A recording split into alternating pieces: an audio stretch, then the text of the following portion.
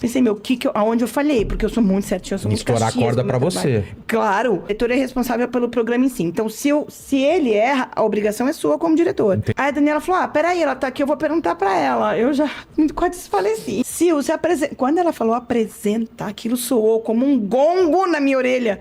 Eu falei, eu apresento o programa? Como assim? Naquele dia, o Ministério Público tirou. E se eu apresentaria? E minha mãe falou, você vai.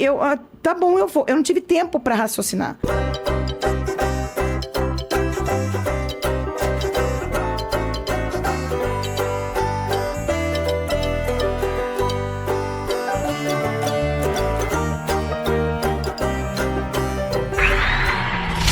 Cadê isso? Que mais de história, assim, que você tem de coisas que acontecem no bastidor que a gente não faz ideia, assim? Incríveis, assim, histórias muito legais com ele, ai, deixa eu lembrar, coisas diferentes, assim. Tem histórias particulares com ele também, que uma vez a gente foi viajar, e ele sempre me ensinou muito essa coisa de senso de responsabilidade, sabe?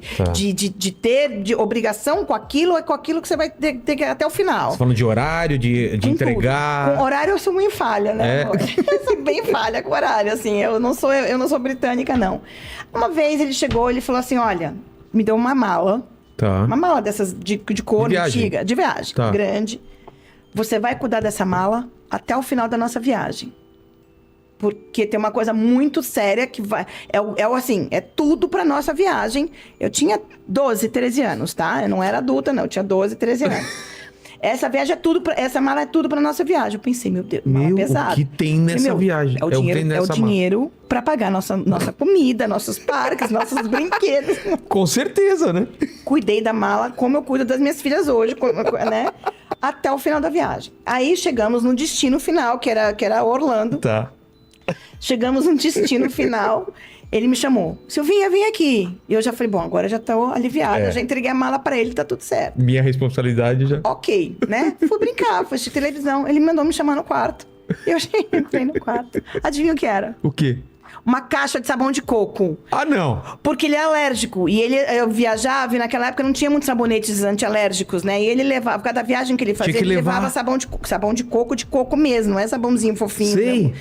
Febo, essas coisas. Era sabão de coco de pedra. Era o único que não... A única que ele podia tomar banho, pra lavar o cabelo, pra lavar o corpo, ele só podia usar sabão de coco. Então a gente ia passar muito tempo fora, ele levou uma caixa de Ele sabão levava daqui o sabão de coco. Caixa de sabão de coco. Não era uma caixinha de sabão de coco, era uma caixa de sabão de coco. Meu Deus!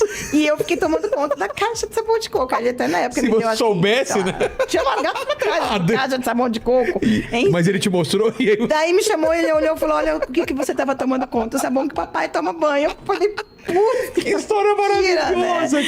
E aí eu criei um senso de que... Mas isso é legal porque é meio ensinamento, né? 100% Total, de responsabilidade. Né? Você não sabe o que é, não pode abrir e tem que cuidar. É muito importante pra nossa viagem. Pô, vou fazer isso com meu filho, que ele não escute esse programa. Não deixa. Não com sabão. Não mas alguma coisa. Você tem isso aqui não pode, é sua responsabilidade. Pra mim era o dinheiro da nossa viagem. Ou alguma coisa, documento, sei lá. Sei lá o que era. Eu sei que era muito importante pra nossa viagem aquilo, pra viagem de todo mundo. A gente tava viajando minhas irmãs, meus tios, minhas tias, tudo. Eu falei, meu Deus, toda a nossa vida tá dentro dessa mala. Uma dúvida que eu tenho contigo, você imita o seu pai? Porque... Nunca na vida, eu detesto quem faça. Não é por isso que eu tô falando. Eu tô falando assim, quando alguém, por exemplo, vai contar uma história.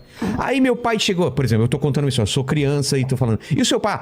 Meu pai chegou ontem e falou assim, você não vai sair na rua, você faz uma voz pra imitar o seu pai. Agora, se eu fosse filho do Silvio Santos, eu fiquei pensando, será? Você vai falar assim, mas veio meu pai?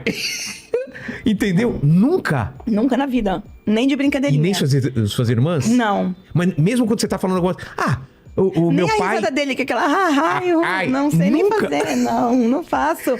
Porque eu acho que são as únicas pessoas no mundo que não imitam o Silvio Santos. É as próprias filhas, né? Porque é uma coisa tão próxima... Que doido, é verdade. Não. Porque eu imaginei quando você falava assim... meu pai chegou ontem e falou assim... Mas filha, não pode sair. Não. Você falaria... filha, não pode sair. Uma voz qualquer outra. Não, eu tenho uns trejeitos dele, algumas... Mas não porque eu imito ele, assim, sabe? Isso eu vejo no meu pai. Às vezes, sem querer, eu chacoalhando a perna igual... um jeito de mexer a boca. Já me mandaram fotos de que eu tô com a posição igual a dele. Deixa eu ver se eu lembro. A posição de segurar a mão, assim, já me mandaram fotos que eu tô com a mão igual a dele. Ele segura assim, sabe? Algumas coisas assim. Mas não, imitar meu pai, não. Ele tem um jeito muito dele. Ele é muito Silvio Santos, né? É muito ele, assim. Não dá. A gente não consegue atingir esse ápice de ser ele, assim. Caramba, porque eu fiquei pensando nisso putz, como que... Porque quando a gente fala de outra pessoa, o Lênin chegou pra mim e falou, essa câmera aí, a gente fica fazendo outra voz, né? E sempre é uma voz ridícula. Mas se eu fosse filho do Silvio Santos, eu não ia fazer uma voz de... Eu imito voz de criancinha, mas não do Silvio Santos. Você quer falar assim? Adoro falar miminhas, assim, né? Eu adoro falar igual criancinha, mas não do Silvio Santos e nem da Macha. Não, então, mas... aconteceu por acaso ou você queria apresentar programa infantil? Era uma coisa que você gostava? Não, meu Deus do céu, tudo na minha vida foi meio... de paraquedas, tudo. A gente tava numa reunião de família e aí era umas 7h pouco da noite, também encerrou a reunião, a gente tava ali, eu já tava indo embora, tava no celular até, que eu ia no cinema, enfim. Aí ligou meu primo, que eu tenho 5 chefes, tá? Olha só como eu respeito a hierarquia lá no meu trabalho. Então, um dos meus chefes é o meu primo, Leon, que fala diretamente com Qual que é o cargo dele? Ele é o quê? Um diretor Ele é diretor de produção. Ou seja, ele é diretor da produtora. Então, ele é tudo que tem a ver com produção dos diretores, é tudo com o Leon. Era umas 7h pouco da noite, ele ligou pra Daniela, que é a diretora da geradora em si. Ela é a diretora... Geradora... A geradora... Achei que era uma barata. A geradora é a emissora. Ou seja, a Daniela é a diretora da emissora. Entendi. Então, aí E eles falando das crianças, que era na época a dupla que ia apresentar? Era a Ana Júlia e o Mateuzinho. Né? O Kokimoto. E aí a Daniela olhava pra mim. Eu falava, putz, cara, foi mandado embora. Pensei comigo. E olhando pra Daniela, eu falei, o que Nesse momento você tava fazendo o quê? Eu tava no celular, combinando no cinema. Eu era diretora das crianças. Eu era diretora de Yudi e Priscila e era diretora do Matheus e da Ana Júlia. E a Daniela, não, sério, Leon, o que aconteceu? E eu, meu Deus, o que aconteceu? Pensei comigo, né, meu Deus, algum B.O., porque se ela tá olhando pra mim, o que aconteceu? Mas jura, mas o Ministério Público, quando ela falou Ministério Público, eu gelei, eu suei nas canelas, eu falei, meu, o que aconteceu? O que a gente falou de errado? O HD, né? Eu pensei, meu Deus, alguma coisa com os bichos do programa, alguma coisa com o roteiro, alguma coisa com... O que aconteceu? Eu como diretora, porque o Silvio dá aqui. Cada diretor é responsável pelo programa em si. Então, se ele erra, a obrigação é sua como diretor. Entendi. Ele não vai pra cima dele. Não vai pra cima de você. É o diretor que você responde. você não teve o cuidado e os ensinamentos certinhos ali. Entendi. Pensei, aonde eu falhei? Porque eu sou muito certinho, eu sou muito estourar a corda pra você. Claro. Aí a Daniela falou, peraí, ela tá aqui, eu vou perguntar pra ela. Eu já quase desfaleci. E minha mãe na minha frente. Sil, se apresenta. Quando ela falou apresenta, aquilo soou como um gongo na minha orelha. Eu falei, eu apresento o programa? Como assim? Minha mãe falou, você vai. Eu falei, não, tá bom, eu vou. Você não estava sabendo de nada ainda? Não, claro que não, porque naquele dia o Ministério Público tirou as crianças do ar. Então ligaram para o Leon, tinha acabado de receber a informação e ligou para Daniela para perguntar se eu apresentaria o programa no outro dia, porque a gente não podia tirar o programa do ar. E as crianças iam ter que ficar 15 dias para poder respeitar a determinação do Ministério Público. E se eu apresentaria. Eu olhei, minha mãe falou, você vai. Tá bom, eu vou. Eu não tive tempo para raciocinar. Você foi pega de surpresa e falou, vou. Total, eu vou. Eu falei, vou não, porque minha mãe falou, vai. E eu repliquei o que minha mãe falou. Eu falei, vou. Cara do céu, eu entrei no outro dia no ar, eu cheguei na emissora, eu não lembrava regra de brincadeira, eu não lembrava roteiro, eu não lembrava o que eu tinha que fazer. Porque uma coisa tá por trás das câmeras, outra coisa é você. Meu Deus, mas você dirige o programa, né? Se você tiver que fazer o trabalho dele, você vai fazer. Agora, eu esqueci o programa na íntegra.